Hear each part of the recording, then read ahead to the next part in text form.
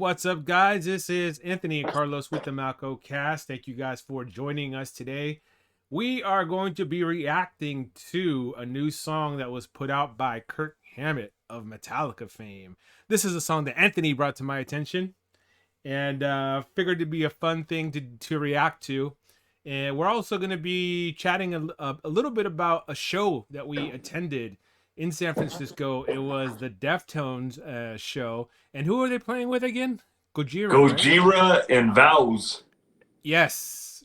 We didn't catch much of the first set. I think we only caught like 3 or 4 songs. 30 seconds. Honestly, I think we caught like 45 seconds of the first band, to be honest.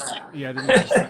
But anyways, thank you guys for joining us today. Make sure that you subscribe to the channel so that you don't miss any of our uploads. We are almost at 400 subscribers, and we could use your help in getting there. So please subscribe. Please to the Malco Cast.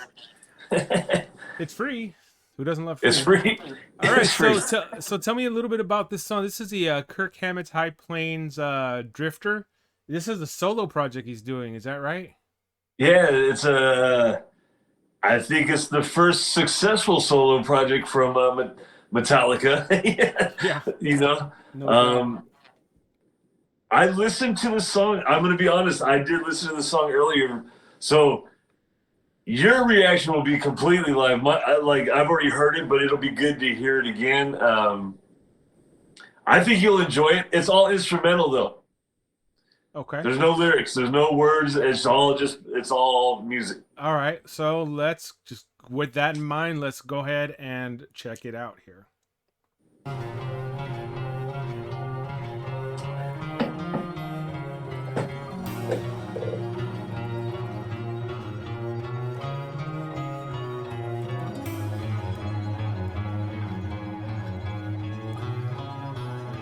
Like he's driving a car or something.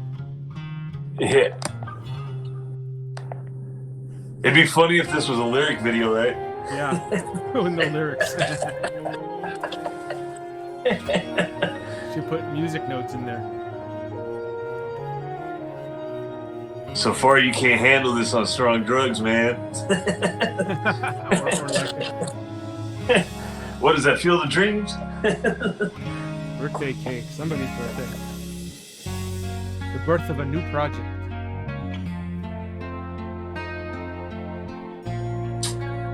No, I think I did read that it had, because Hammett is a big horror guy. He loves horror movies. Yeah. So that's what this inspired a lot of these songs on the album. Yeah, he has like a house full of horror stuff. Yeah. He's a horror freak. Getting a little like a Hotel California-ish vibe here.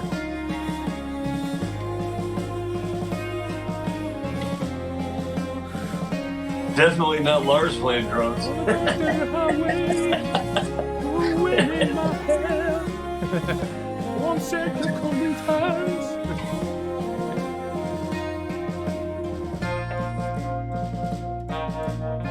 Okay.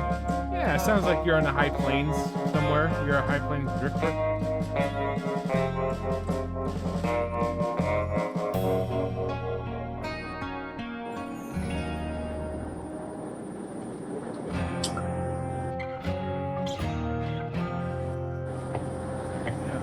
I can see why they called it High Plains Drifter.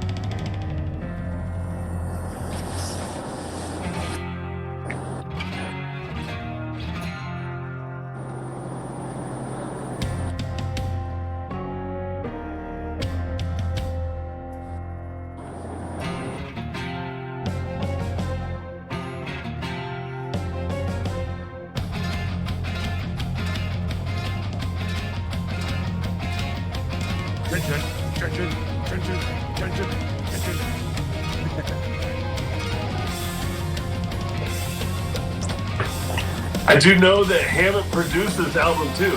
He's the producer of this.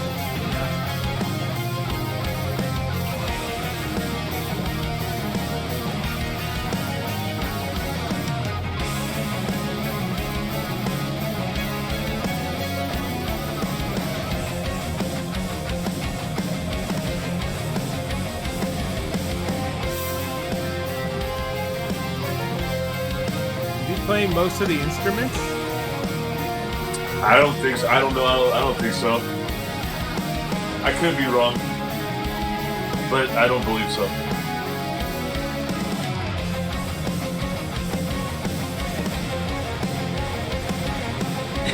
If he is, he's goddamn good on the drums. He's better than his drummer. Yeah.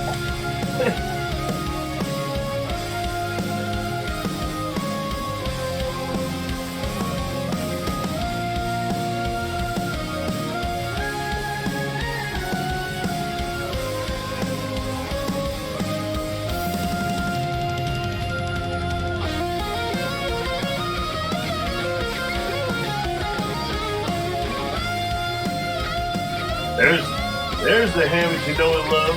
Yeah.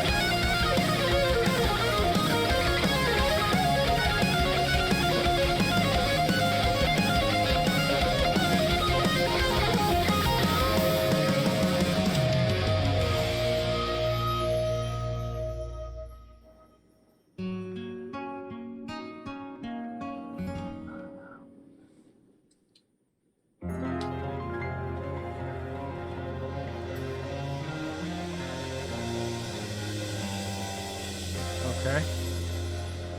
So that was High Plains Drifter by Kirk Hammett, Metallica. What did you think? I liked it. I thought it was very different than his Metallica stuff. You can definitely but that's where you mess up, my friend. why is that? He's not a big contributor to the Metallica stuff. He's not part of really the writing process for that band. So, like, he does his solos, but he doesn't put together the songs, dude. That's Hetfield, Lars, and Trujillo for the most part. Really? Hammett is kind of the outsider in that band. So, I didn't mean to cut you off or hijack your point, but I loved this from Kirk Hammett. Yeah. Because for me, it's kind of a shame that they don't let him have some more creativity in this band. You figured that. You know, like, because listening to this, I thought there was some really good parts of it, dude, where I was just like, damn, that shit it's tight, dude. Like, I need to listen to the whole EP. Yeah. But for me, I was like, good for you, Kurt. Good for you. You know, like, put your thing out there. To be honest with you, dude, I'm amazed that they let him do it. I really am, because we all know how the whole thing with Jason Newsted turned out and how they were like really clamping down on him for doing his solo stuff.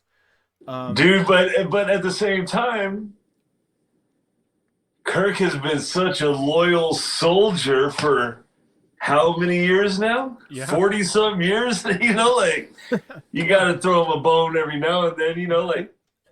That's why it's surprising to hear that he's not really a contributing songwriter.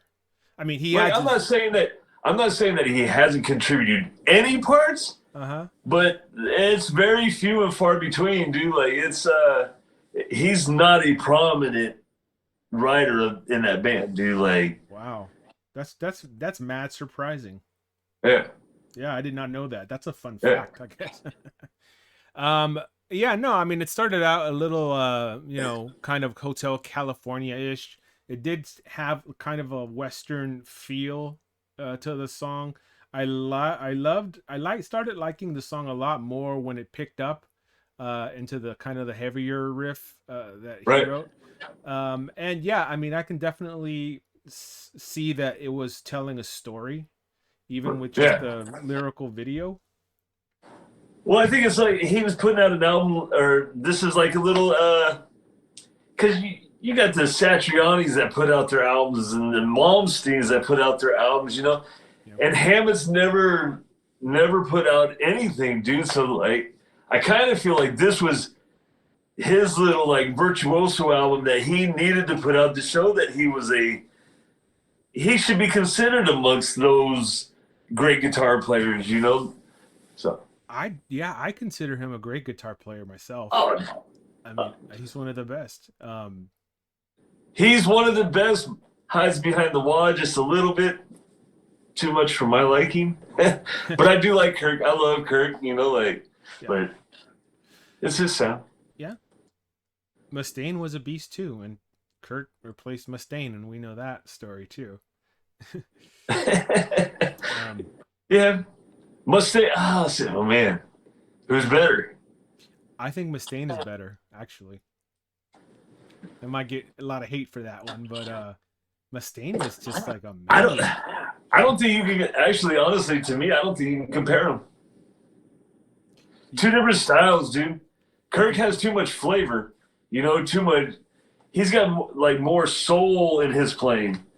Mustaine is thrash at heart, dude. Like he's, you know, like he's about the speed and the technique of the playing, you know. Yeah. Kirk has got a little. He's got a little Santana in him, you know, like so. That's true. I can see that.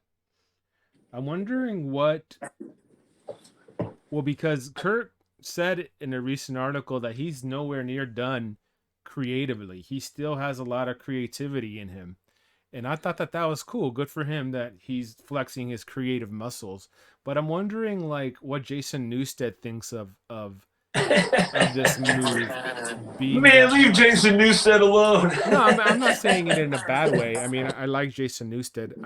I don't think that they treated him fairly. Oh, they didn't treat him fairly, and everybody knows they didn't treat him fairly. They know they didn't treat him fairly, you know, like.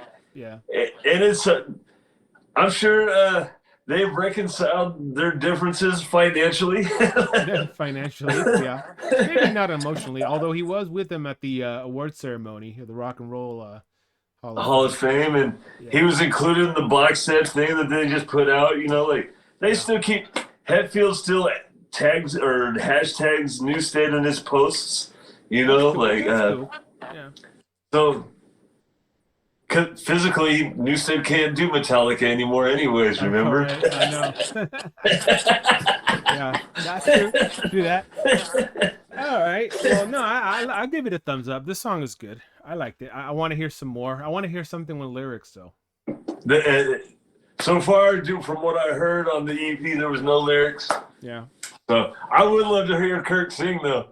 Wow. Does he know how to sing? That's the question. I'm sure he knows how to sing. Probably does, huh?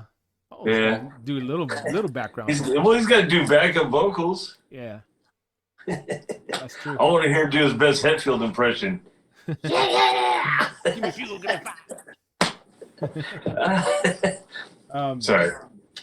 Nah. I give it a thumbs up. I liked it. I didn't know what the hell the video was about, but I like the song. I like it too. It'd be interesting to know what the story is behind that video. All right, so I think we can get into the show review now. What do you think, dude? No, we can. I think we're cool. So Anthony and I went to the Deftones show last Monday. Little over a week ago. We saw them at the Bill Graham Auditorium in San Francisco, and they were playing with Gojira. And I forgot the name. What was the other opener again? VOWWS, yes. So I'm going to just give you a quick impression of Gojira. I thought that their energy was really good. They were heavy as fuck compared to the Deftones, which isn't, I don't think it's a bad thing because I like diversity in my sets, but I had never heard of this band before. I know that you were playing them for me while we were rolling up there. I didn't know that they were as heavy as they are. I loved them. And to be honest with you, I've never been a fan of them. Yeah. I've tried to listen to them, and I just had never gotten it until I watched them live. And right now, that's currently all I've been listening to. Is diving deep into their catalog. So you were made a fan then. Yeah, they blew me away, dude. I was mind blown by Gojira. They were VOWWS. Sorry, only caught about 45 minutes or 45 seconds of your set. Yeah. But Gojira blew me away. Their energy was great. Yeah. Like I said, I'm diving deep into their catalog right now. So Yeah. And Deftones, I will be honest, Deftones were great. I didn't like the new bass player. Sergio's replacement. Yeah. I didn't think he knew how to play and vibe with the music at the same time. He looked like a fish out of water. Yeah. When he was playing a little bit, he was like flapping all over the place. Like I don't know. They looked a little uncomfortable on stage all together too. Like they weren't really vibing on stage together. Like there was a couple times I'd see Chino, he'd walk by and pat the bass player like, "Oh, my bad," like because Sergio probably got where he knew he was supposed to be. Like yeah. I know this bass player's still figuring it out, but bring back Sergio. Hashtag bring back Sergio. I think you got to cut him a little bit of slack, though, because as you said, I mean, that must have been like maybe his 4th or 5th show. He hasn't been playing with them at all. If they had Sergio, they wouldn't have to worry about the chemistry. Yeah, that's true, but Sergio was kind of like the one that walked away, right? Because I don't know. He was given a contract. He wanted to be. They should have made him a full-time member. I absolutely agree with you. They should have made him a full-time member. They shouldn't have let money come between them and their relationship with Sergio. Sergio had a contract on the table, and he said, "It's not going to cut it. I'm out." He did what he had to do, basically. Yeah, but that's cool. And I like to think that they parted ways amicably. Am I saying that right? Amicably. On good terms. I like to think that they parted ways on good terms, but I think that there's some feelings there. But in terms of the show, did you notice that there was another guitarist hiding behind? Yeah, I forget his name, but he's in a local band from Sacramento, which I love that the Deftones gave a local boy a shot. Yeah. He's plays in a band, used to play in Horseneck from Sacramento. Yeah. He played in another band, and I don't want to guess the name and get it wrong. So if you know the name of it, put it in the comments. Yeah, put it in the comments. We would like to know. I don't know. I've always thought the Deftones were a quartet, and I know that a second guitar is always used sometimes to layer the first guitar and just give it a beefier sound, and maybe allow the main guitarist Steven, is that his name, Steven, to play the leads and stuff. But I don't know, I just kind of thought it was surprising. I think some of that is because of the loss of Sergio, because of the style of I think he played a bass that was very guitar sounding on some songs. So I think that might be part of the reason for it. I could be wrong. Or maybe they just wanted a thicker sound on some of the songs, dude, to be honest. Or, maybe Chino only wants to do the good songs now to play guitar. Speaking of Chino, dude, I think you mentioned that he was. I was impressed. He was very energetic, man. He was swinging the microphone around and jumping around everywhere. And dude, for his age, I believe he's in his 50s. Yeah. He moves around goddamn good on stage, man. He was still full of life, man. He hats off to him, man. He was good, dude. He was really, really good. Except for the time he almost fell off the speaker on the other side of the stage. I saw that. I didn't catch that. I think let's get into the favorite song. I think that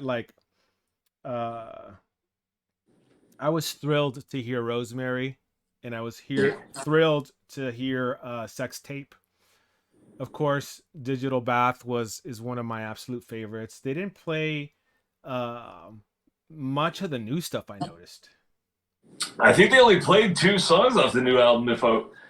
I think they opened with Genesis. Yeah. and I think they closed before the encore with Ohms. If I definitely heard Ohms. But, and I think that was it, dude. I believe that was it off the new album, to be honest with you. Yeah, they didn't play my very favorite song off the album, Pompeii. And I was bummed about that because I wanted to hear that. Dude, they have such a huge catalog, though. They probably sit there and go, Yeah, like they have such a like, dude. They could be up there for 4 hours, you know, like. So I get it, dude. Like we all want to hear everything, you know, like we want to hear the best, you know. But I was satisfied. The only thing I was disappointed in, and this goes back to the bass player. There was a connection off on Knife Party. Because remember, I looked at you and I go, they're off.